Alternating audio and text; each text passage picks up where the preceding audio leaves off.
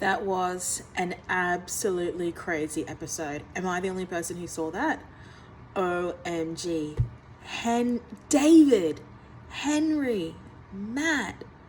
Oh my goodness. And not just that, but the way it actually played out. Matt Rogers can actually, kind of act? Is that a thing? Honestly, I am flabbergasted. But David is so cocky. If you play with a snake, you're gonna get bit. Matt should know better. The only way, in my opinion, in this show, that you can take down David is to ensnare him in his own pride. If not, Matt is toast. Or the only other way I can foresee something happening is if you're quiet and reserved enough to honestly step back and look at the gameplay, eventually you'll catch the two of them somewhere, talking amongst themselves, conniving, somehow being in a situation they shouldn't be in, and being outside of that and wondering, hang on, why are those two talking together? What's actually going on? Now, do I have any other predictions for the show or the next episode? At the moment, to be honest, I'm actually quite disappointed with the way the producers are showing Moana, showing Tarzan, and showing Jackie. They look like they're absolute floaters and they're not even there for the game. It's almost as though you have separate generations, completely different gameplays, completely different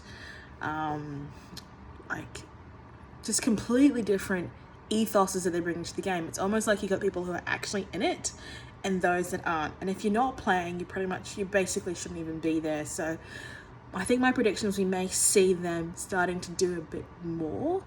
We may start to see an arc come through in some way. Otherwise, the existing minutes we've seen of them would have been for no reason whatsoever. But then also, on the flip side, I think we're just going to see Dave stepping it up a notch. I just watched Talking Tribal.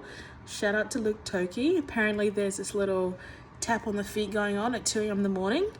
So it'd be interesting to see how David and Matt reconstruct what just happened, because there's a whole part of it that from what we watched, Matt was not aware of. So it'd be interesting to see if he really was nervous about how that whole process went down.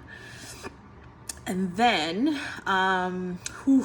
seeing between the Magnificent Seven, which is now a 6, if they can detect the snitch. Who is the snitch? Come on, Phoebe. Come on, AK. Put on your thinking hats and think, who is the snitch? And then let's see what you can do. Then on the other side, looking forward to the Little Rascals. Still think Harry's very dirty, but very, very good to watch. Nick is still sneaky. I don't think he's as sneaky as he thinks, though. True story. And then we also have, Shawnee does seem like she's a bit of an airhead to a certain extent. No, true story. But does seem like a lot of fun at the same time. Can she actually pull something off? I don't recall her pulling anything off that, in my opinion, that was significant enough for the last season. But this is a whole other level this time as well. So I think they're the only ones that are sticking out. Everybody else seems to be laying low. Sian seems to be laying really low. Lee seems to be, laying low. But still, at the end of this, my main assessment is David is just on another level completely. He is playing like he literally is just lording over everybody. He's the Pied Piper. You're all in it. And he is just basically puppet mastering everybody. But I think he will still fall on his own pride.